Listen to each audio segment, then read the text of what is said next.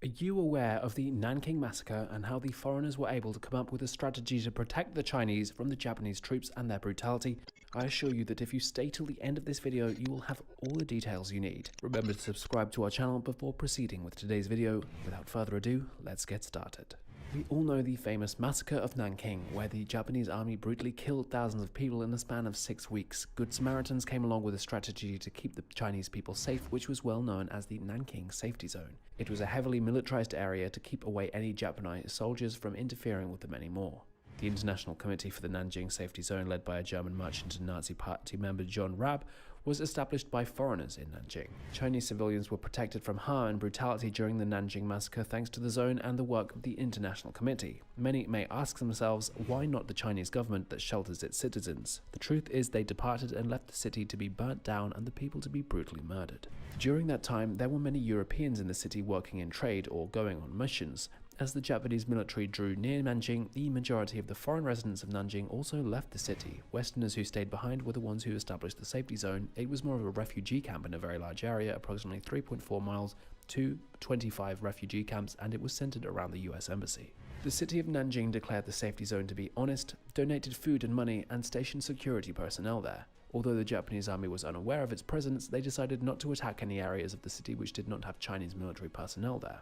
The Chinese government was convinced to withdraw all of its forces from the area by the representatives of the International Committee again for the Nanking Safety Zone. The safety zone was successfully implemented because of this small margin of cooperation, the Chinese commitment to leave the area, and the Japanese assurance that they would never purposefully attack a vacant location.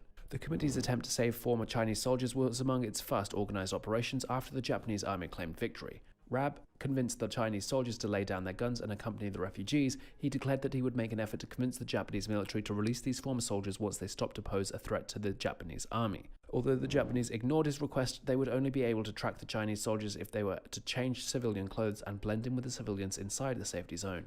The former Chinese troops agreed and accompanied Raab. He wrote a letter to the late Japanese military commander outlining the situation and pleading for mercy. To some extent, the Japanese respected the zone after the letter to the commander. Before their occupation, just a few misdirected bullets and stray rounds were fired into the area of the city. Several people did die in the safety zone during the mayhem that followed the city's attack, but by all counts, the horrors in the majority of the city were much worse. The safety zone was the scene of crimes committed by Japanese forces as part of the much greater Nanjing Massacre. John Raab used his authority as a Nazi Party member to make frequent requests to the Japanese troops on behalf of the International Committee again, but to no success. The Japanese would occasionally forcefully enter the safety zone, kidnap a few hundred men and women, and will either execute them instantly or rape them before killing them. Even Raab's attempt to blend these former Chinese troops into civilian life was unsuccessful. The Japanese soldiers utilized their resourcefulness to examine people's hands, shoulders, and feet. They did all this because the usage of guns developed blisters on some regions of a soldier's fingers. Later on, 1,300 or so men were found guilty and gathered together and had to be slaughtered. By this point, Raab and his team understood that if they wanted to guarantee that the souls of Chinese refugees within the perimeter would be spared, they would need to adopt an active strategy other than the original one. Not only did they experience numerous instances of Japanese officials breaking agreements made in writing, but they had also seen rape and murder committed even within the safety zone. While it is true that there were fewer murders on the inside of the area than outside it, some soldiers nevertheless secretly killed, raped, and abducted people there while committee members weren't present. Finally, Raab and several other Germans decided to step up their engagement, deliberately seeking out the rape and assault scenes and confronting and hindering the Japanese soldiers. They believed that they could prevent the Japanese soldiers from its attacks by using the partnership between Japan and Germany and the Nazi Party's dictatorial character. Even though Raab and the other two German committee members frequently felt irritated by people for their inability to accomplish their objectives fully, they struggled to avoid displaying any signs of vulnerability to the Japanese troops. They were aware that to stop the Japanese soldiers, they would need to appear and act more powerfully than they were. While the Japanese were generally unconcerned with the existence of other foreigners and occasionally even beat foreigners who tried to interfere, they feared the Nazi Party members. So every day, Raab drove across Nanking to assist the injured while wearing party badges and Nazi wristbands.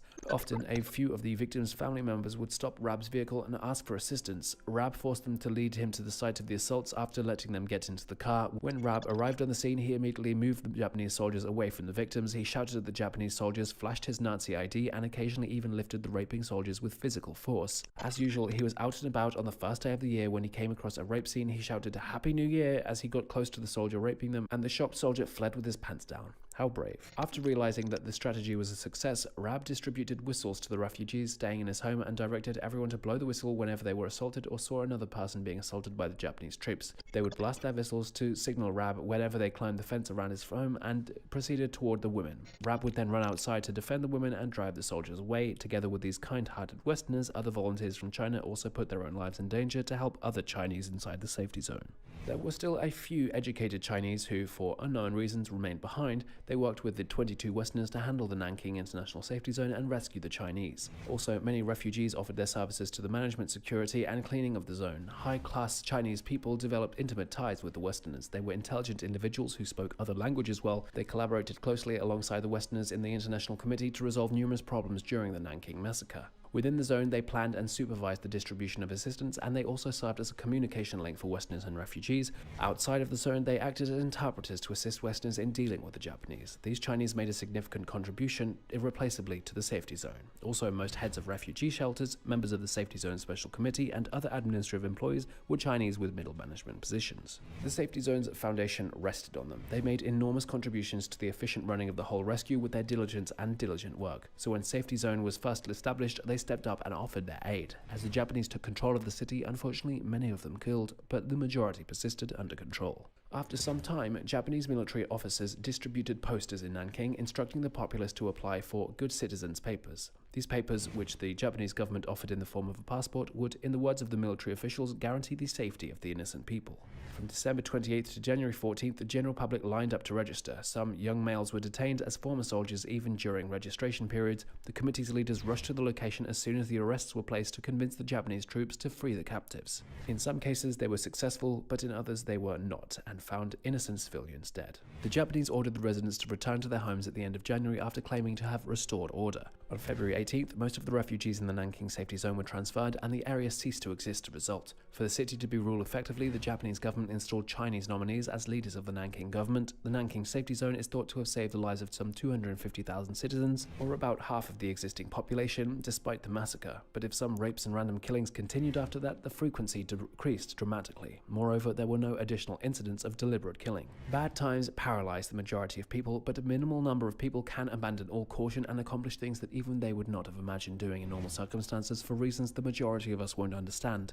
As we have seen in the video, it took some guts for Mr. John Raab and his colleagues to stand up for the wailing souls of China. That will be all for today's video. I hope you found it interesting. Remember to tell us your thoughts on these powerful members in the comment section, like this video, share, and again, remember to subscribe to our channel. Guys, thank you so much for watching. We'll see you soon in another video. Goodbye.